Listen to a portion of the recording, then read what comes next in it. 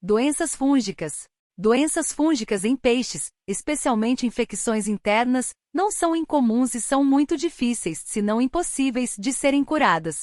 As infecções fúngicas internas, comumente chamadas de Ichthyophthonus, são geralmente causadas por Ichthyosporidium oferi, um fungo parasita da classe Phycomycetes. Este fungo não é detectável até que o estágio avançado da doença cause alterações degenerativas no comportamento e na aparência. Este organismo causou morte maciça de arenque na natureza. Alimentar a carne crua de peixes infectados com Ichthyosporidium é a maneira mais segura de infectar um peixe mantido em um aquário marinho. As infecções fúngicas externas são geralmente causadas por organismos do gênero Saprolegnia. O aparecimento de fungos externos geralmente indica que existe um problema subjacente, seja nutricional ou ambiental, que deve ser corrigido. Os sintomas de infecções fúngicas internas não aparecem até que a doença esteja bem avançada. Perda de apetite e apatia são os primeiros sintomas, pois o fungo se prolifera no fígado e nos rins. A infecção logo passa para o sistema nervoso e causa exoftalmia e perda de equilíbrio. Isso dá a esta doença os nomes comuns de Stagger's disease e Virlen disease. Não há nada que possa ser feito por um peixe nos estágios avançados desta doença. As infecções fúngicas externas não destroem a função vital dos peixes e são mais fáceis de lidar. Pode ser facilmente distinguido do Amilodine 1 porque o Amilodine 1 ocorre como manchas discretas e as infecções fúngicas aparecem como uma película branca variável, com áreas espessas e finas. Casos graves podem corroer a pele, introduzindo infecção bacteriana secundária que eventualmente entra no abdômen e destrói o peixe. As infecções fúngicas são muito difíceis de tratar e deve-se tomar cuidado para evitar que se espalhem. Não conheço nenhuma medicação realmente eficaz, e se os peixes não mostrarem sinais de melhora após alguns dias a uma semana, é melhor destruí-los. O fungo é mais frequentemente transmitido por peixes saudáveis que se alimentam de um peixe morto infectado ou de carne de peixe contaminada. Um caso persistente de fungo externo pode ser tratado removendo um peixe afetado do tanque, segurando com cuidado e esfregando a área do fungo com uma bola de algodão ou um cotonete embebido em um medicamento de iodo. Solução de sulfato de cobre, solução de verde de malaquita ou 2-fenoxetanol podem ser aplicados da mesma maneira, mas todos esses são procedimentos experimentais e podem ser piores para os peixes do que para o fungo externo.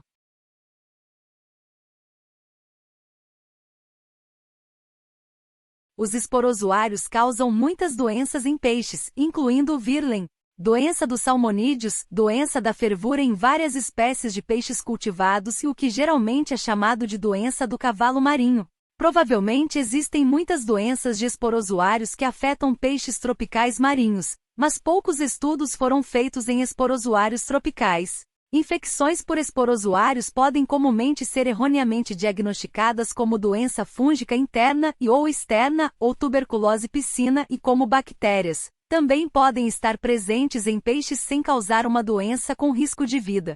É mais conhecido e a doença que causa é comumente chamada de doença do cavalo marinho. Tivemos um problema durante o período inicial da cultura do peixe-palhaço com uma doença da mancha branca que se desenvolveu nos ovos do peixe-palhaço por volta do 5º dia, após a desova.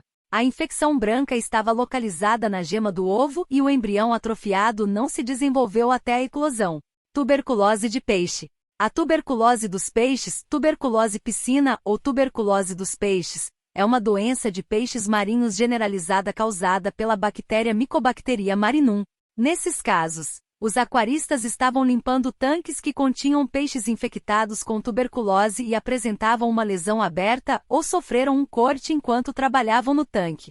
Essas infecções não responderam à penicilina, e o tratamento não foi eficaz até que as drogas antituberculose isoniazida e streptomicina fossem administradas.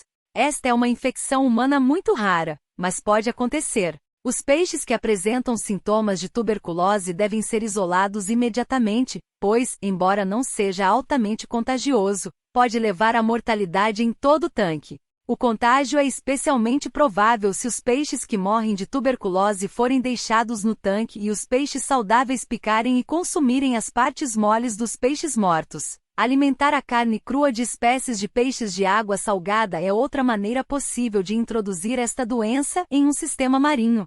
O peixe pode permanecer nesta fase da doença por várias semanas. Frequentemente, o peixe pode parecer estar com boa saúde, sem nenhum sinal externo da doença por meses ou anos. Somente na dissecação os tubérculos típicos desta doença são encontrados nos mesentérios, coração, baço, fígado e outros órgãos internos. Uma vez que existe uma grande possibilidade de que o aquarista médio não consiga obter os medicamentos adequados para o tratamento, os peixes afetados devem ser imediatamente isolados em um tanque de tratamento para reduzir as chances de infectar outros peixes. Se a doença for detectada nos estágios iniciais, o tratamento com streptomicina e isoniazida pode resultar na cura. A isoniazida pode ser obtida em casas de abastecimento de produtos químicos e, como não parece afetar as bactérias nitrificantes, pode ser utilizada em tanque com filtro biológico ativo. Adicione 40 mg por galão de isoniazida e 40 mg por galão de streptomicina ao tanque de tratamento quando os peixes forem transferidos. Adicione 40 mg por galão de isoniazida ao tanque de exibição para reduzir a chance de infecção. Embeber o alimento em solução de streptomicina ou adicionar 6 mg de rifampicina por 100 gramas de alimento aumenta a eficácia do tratamento. Se o alimento medicamentoso for preparado, ele deve ser fornecido a todos os peixes que foram expostos à doença. Devolva os peixes ao tanque de exibição quando eles aparentemente estiverem recuperados. Não devolva um peixe se houver qualquer questão de recuperação, pois é melhor perder um ou dois do que arriscar expor todos os outros peixes do tanque. Se a maioria dos peixes em um tanque contrair tuberculose, ou se a doença ocorrer persistentemente em um tanque específico, é melhor esterilizar o tanque e começar de novo. Lembre-se que qualquer peixe que esteve em um tanque com peixes infectados com TB é capaz de transferir esta doença para qualquer tanque onde seja colocado. O mundo está cheio de bactérias. De fato, a vida como a conhecemos não poderia existir sem as atividades das bactérias. Ele descobriu que as bactérias podiam ser separadas em dois grupos, dependendo se retinham ou perdiam a cor violeta durante um determinado processo de coloração.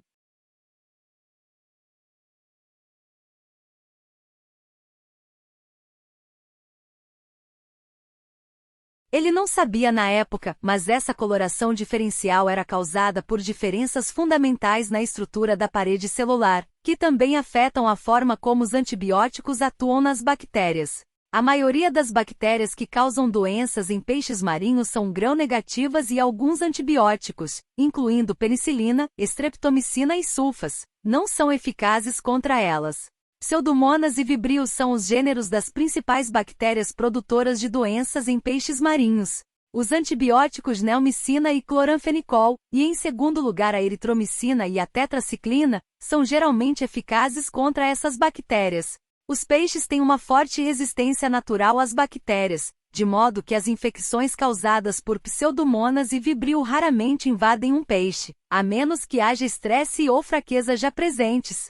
Velhice, malnutrição, ambiente ruim, ferimentos, assédio, infecção por fungos etc. podem contribuir para a debilidade que abre as portas para doenças bacterianas. Ocasionalmente, o ambiente é tão ruim que o crescimento bacteriano pode florescer e invadir peixes saudáveis.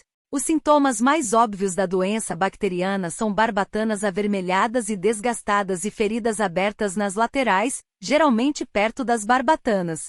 A Aeromonas é outro gênero de bactéria gram-negativa que ataca peixes marinhos cativos. Normalmente, apenas um ou dois peixes em um tanque a qualquer momento apresentam sintomas de infecção bacteriana avançada.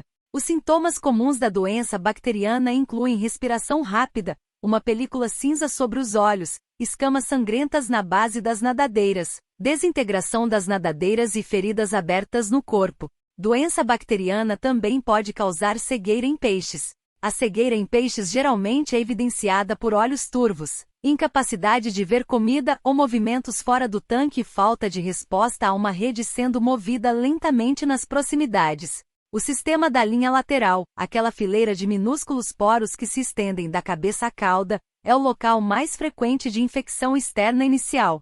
As bactérias podem entrar em um peixe estressado através desses poros minúsculos e dos tecidos moles das brânquias. Algumas doenças bacterianas podem matar os peixes em 2 a 4 dias, mas geralmente principalmente em peixes maiores. A progressão da doença leva 1 ou 2 semanas. Apenas os peixes afetados precisam ser tratados se a infecção estiver restrita a um ou dois peixes e o outro peixe e o ambiente parecerem saudáveis. No entanto, se a maioria dos peixes apresentar sinais de infecção bacteriana, pode ser melhor tratar todos os peixes e esterilizar o tanque. O tanque não pode ser tratado com uma dose forte de antibióticos sem matar as bactérias nitrificantes. Então a esterilização do tanque pode ser melhor a longo prazo para um problema de doença bacteriana grave ou persistente. Os peixes infectados devem ser isolados em um tanque de tratamento.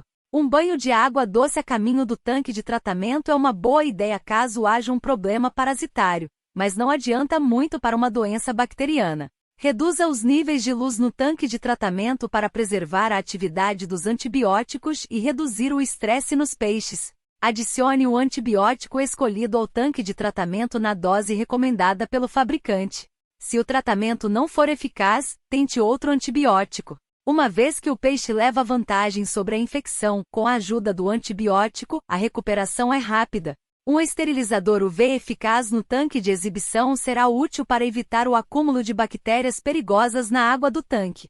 Se a doença bacteriana parecer principalmente interna e o peixe estiver comendo, é uma boa ideia alimentá-lo com um alimento antibiótico. Pode-se então atacar as bactérias diretamente dentro do peixe e não apenas em sua superfície externa. Linfocistis. Esta é a única doença viral que comumente afeta peixes tropicais marinhos. Também atende pelo nome de doença da couve-flor porque causa um crescimento que se parece com uma couve-flor em miniatura.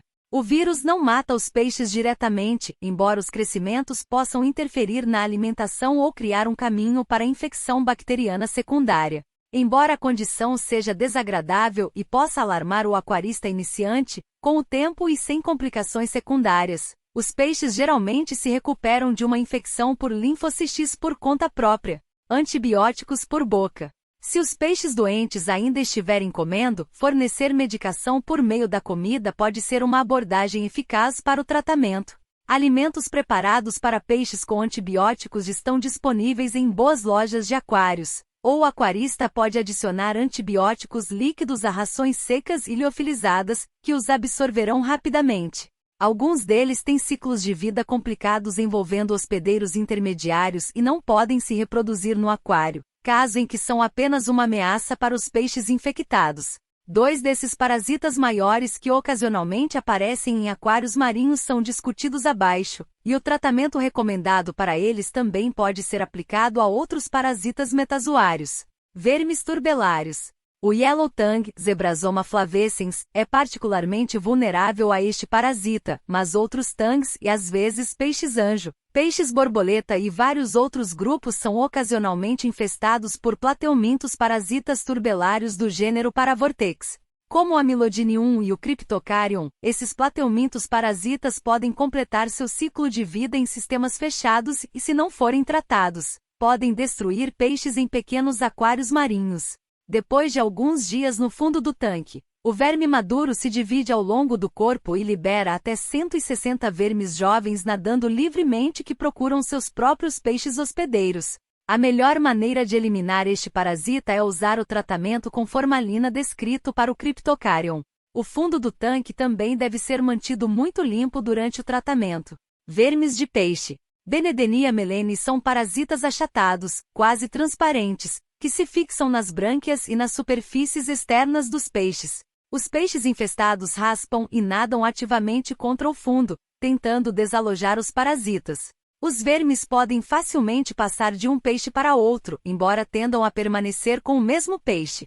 Benedenia pode se reproduzir no aquário e, embora cada geração leve várias semanas em vez de dias, elas podem se tornar epidêmicas. O melhor tratamento imediato é um banho de água doce. Pegue o peixe o mais suavemente possível para evitar o deslocamento dos parasitas e transfira o peixe para um banho de água doce, conforme descrito na seção Amylodinium.